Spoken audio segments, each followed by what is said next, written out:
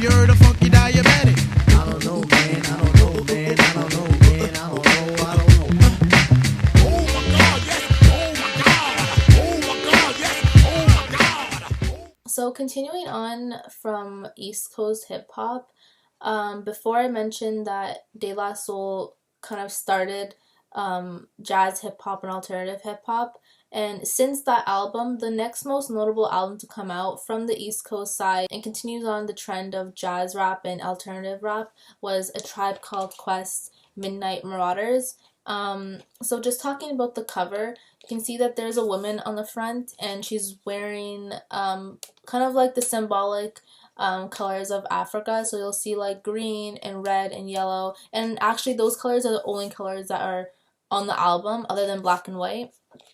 So what this woman represents would be kind of like, it's like a beautiful woman wearing beautiful colors that represents beautiful music. And the beautiful music that A Tribe Called Quest is referring to would be hip-hop music that derives from black culture, that derives from African culture. That's important to note because this album is, like, the major theme in this album is all about the unification of hip-hop, and you can see it through the cover itself, just through the cover itself, because you can see like all these faces in the background and on the back cover of the album as well. And what these faces are and what they mean is that it's kind of just representing different people within the scope of the hip hop community that are like different rappers and MCs and producers, and it kind of just shows like unifies hip hop all together.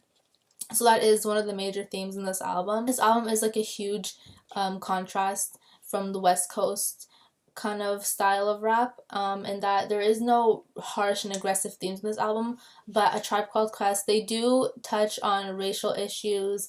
However, something that's really important to note is that within listening through this album, there is a strong emphasis on anti-violence. They also talk about HIV and AIDS awareness. They kind of like introduce like new slang elements that would be specific towards the New York City area, because listening throughout this album they do talk a lot about like the urban concerns or just life in the city in New York. Because it preaches on anti-violence, they don't talk about black on black crime or anything, but they say to rise above adversity. Because there is such a strong emphasis on unification within hip-hop, it did start the idea of the Zulu Nation, which was started by the Tribe Called Quest members. Listening throughout this album, there is like small skits that kind of tie the songs in between together, and those skits take place in the form of a robotic woman. And the robotic woman helps by like explaining kind of like the different slang that you hear throughout the album, and explains the meaning of the title of the album.